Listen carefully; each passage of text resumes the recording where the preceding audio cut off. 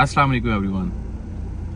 10 से 11 साल experience in retail networks, कोई ट्रेनी सेल्स मैनेजर से लेके 14 ब्रांचेस लीड करना, फिर कोई 15-16 ब्रांचेस का एक ब्रांड लॉन्च करना, और फिर एक one of the largest retail network के लिए एक नया बिजनेस प्लान देना, और फिर अगेन 2026 में कोई तकरीबन हम एक इंडिपेंडेंट रिटेल चेन लॉन्च कर रहे हैं जिसके हम तकरीबन 30 आउटलेट्स पे पहुंच चुके हैं।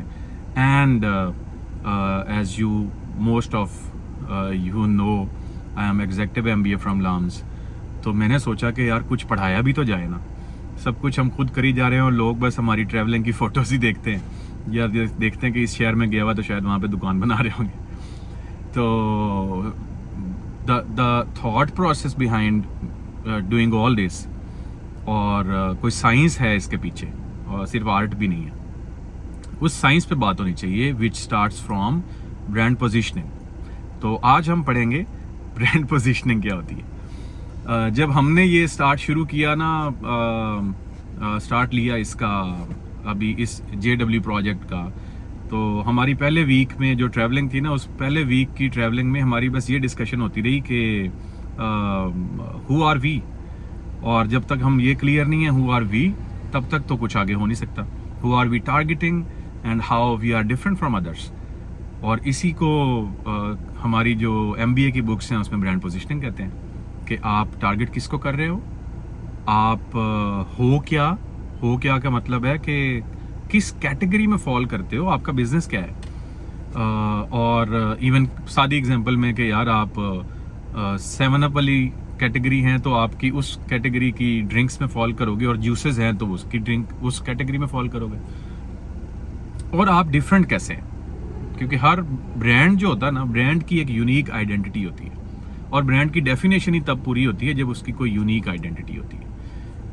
अब वो उसके ऊपर हमारी डिस्कशन चलती रही, और हमने अपना एक ब्रांड जो है वो डिसाइड किया कि हमारा ब्रांड क्या होगा, what we are going to sell, what we are going to pitch, और what should be would be are key features जिसकी बेस पे हम मार्केट में अपनी जगह बनाएंगे। तो जब भी आप कोई कारोबार शुरू करने लगते हैं तो आपने सबसे पहले अपना ब्रांड का फैसला करना होता है कि आपका ब्रांड क्या होगा, आप कौन हैं, और उसकी आसान तरीकाकार है। जैसे मैं अपनी वर्किंग से बता रहा हूँ, आसान तरीका यह है कि मार्केट में जितने लोग उस तरह की चीज़ बेच रहे हैं जो आप बेचना चाहते हो, अपनी कैटेगरी और जो आपकी इंडस्ट्री है, देखें वो क्या बेच रहे हैं, किस प्राइस पे बेच रहे हैं, किस तरह के उनके कस्टमर हैं, क्या उनकी क्वालिटी है। तो आप ये देखो, अब वो बना लिया आपने कि यार ये कोई 10 लोग हैं जो हमारे तरह का बिजनेस करते हैं, उन 10 लोगों ने अपनी क्या स्टोरी, एक जो है वो ब्रांड अपना क्या पिच किया हुआ है। अब आपने ये देखना है कि मैं इनमें से किसको compete करूंगा, सबको करूंगा, या कुछ ऐसे लोग हैं जिनको आप compete करेंगे, कुछ को नहीं करेंगे। और एक ग्राफ बना सकते हैं आप। ग्राफ में आप देखें कि यार नीचे से, यानी उस कारोबार में 10 लोग हैं तो उस 10 में टॉप 10 जो हैं वो ऊपर से नीचे आएंगे। तो आप देखें किस स्टेज पे आपने अपने आप को पोजीशन करना है, मार्केट में कहाँ रखना है, उन 10 के 10 के ऊपर रखना है, कहीं बीच में किसी को टारगेट करके, आधों को टारगेट करके उनसे जीतना है, सारों को टारगेट करके उनसे जीतना है। ये सारी वो डिस्कशन है जो हम लोग जब अपना काम अभी कर रहे थे, शुरू किया था, तो हमने ये सारी डिस्कशन हमारी डेली बेस पे हर शहर के बारे में होती है।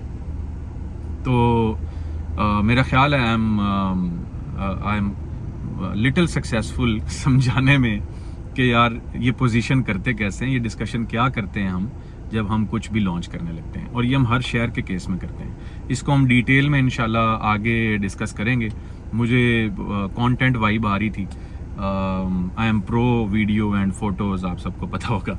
तो ब्रांड पोजीशनिंग पे इसलिए हमने बात की है, और हमने किस शहर में क्या किया, किस बेस पे हमने ये 20-30 आउटलेट्स पे हम जो पहुंच गए हैं, और भी इस बारे में हम इंशाल्लाह डिस्कशन करेंगे। आज के लिए जो सबक है उसको बस याद करें। Thank you very much.